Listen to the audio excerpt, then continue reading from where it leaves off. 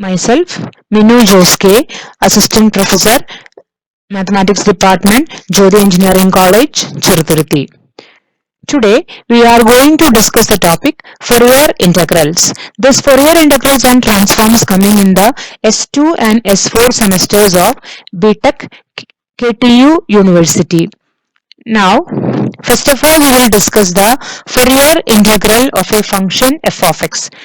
The Fourier integral is given by the formula f of x is equal to integral 0 to infinity a of omega cos omega x plus b of omega sin omega x d omega, where a of omega is equal to 1 by pi integral minus infinity to plus infinity f of x cos omega x dx, and b of omega is equal to integral minus infinity to plus infinity f of x sin omega x dx. Here, f of x is defined in terms of the variable omega, while this a of omega and b of omega are defined in terms of the variable x. So, if you need to find the Fourier integral of a function f of x, find the terms of a of omega and b of omega and substitute in f of x, and that will represent the Fourier integral of the given function f of x. Now we will discuss the cases when this f of x is an even function and odd function. So if f of x is an even function, we are having the Fourier cosine integral, and f of x is an odd function, we are having the Fourier sine integral. Suppose that f of x is an even function. So if I look at the term of b of omega, if f of x is an even function, we know sine is an odd function, even into odd becomes an odd function, so that b of omega will be equal to 1 by pi integral minus infinity to plus infinity an odd function in x dx. But we know if f of x is an odd function, from minus a up to plus a, the integral value will be equal to 0, so that b of omega will be equal to 0.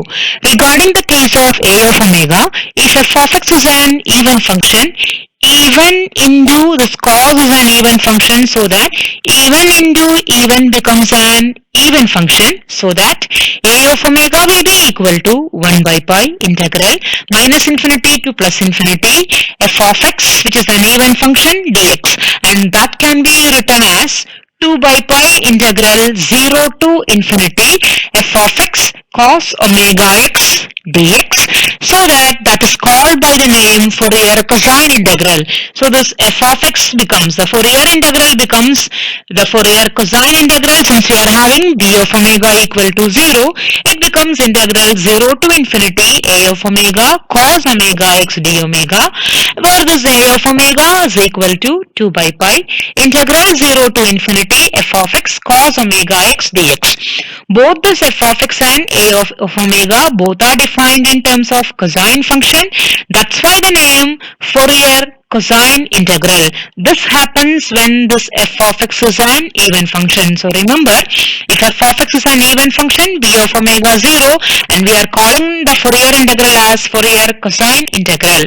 Similarly, if f of x is an odd function, we could prove that a of omega equal to 0 and b of omega is equal to 2 by pi integral 0 to infinity f of x sin omega x dx, and f of x is equal to integral 0 to infinity b of omega sin omega x d omega. This is known as the Fourier sine integral. In general, if this f of x is an odd function, Fourier integral becomes the Fourier sine integral.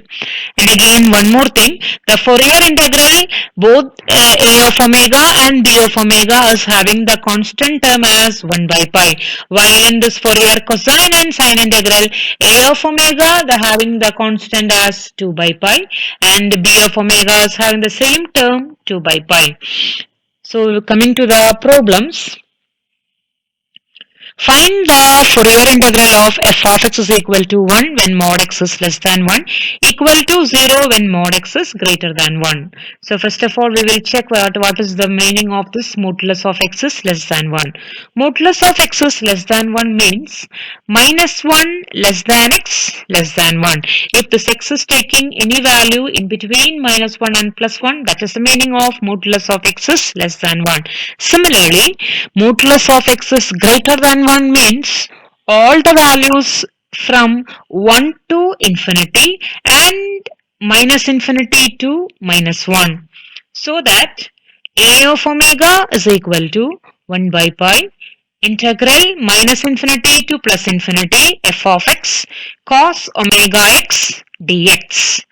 Now we will split this integral into 3 depending upon the functional value is defined. I will write this minus infinity up to plus infinity as minus infinity up to minus 1 f of x cos omega x dx plus second one from minus 1 to plus 1 f of x cos omega x dx plus integral 1 to infinity f of x cos omega x dx. Now from minus infinity up to minus 1, we are having the functional value is defined by 0. Similarly, from 1 to infinity, the functional value is equal to 0. So we could replace the first and last integral as equal to 0. This becomes 0. The first and third term becomes 0, while in the second integral f of x can be replaced by 1. From minus 1 up to plus 1, f of x takes the value as plus 1. So that 0 into cos omega x dx plus 1 into cos omega x dx plus integral 0 cos omega x dx, which is equal to 1 by pi 0 plus integral minus 1 to plus 1 into cos omega x dx plus 0. That is equal to 1 by pi integral minus 1 to plus 1 cos omega x dx. And we know the integral of cos omega x is sin omega x by omega from minus 1 to plus 1.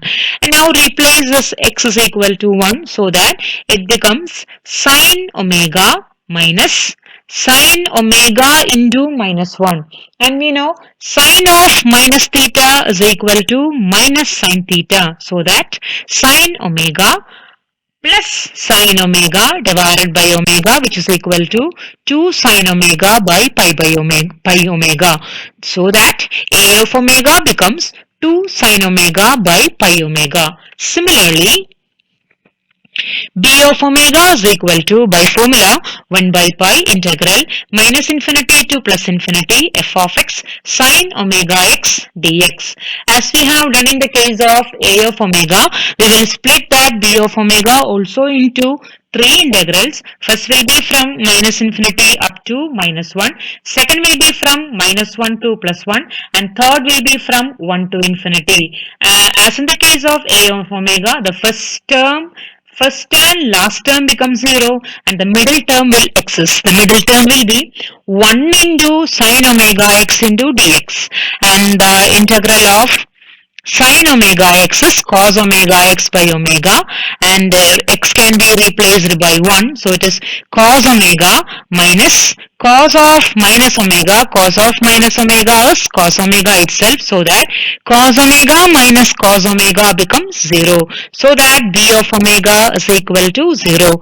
Substituting both the terms in f of x, it is integral 0 to infinity a of omega cos omega x plus b of omega sin omega x d omega, where this b of omega becomes 0, so that this f of x is equal to integral 0 to infinity 2 by pi sin omega by omega cos omega x d omega.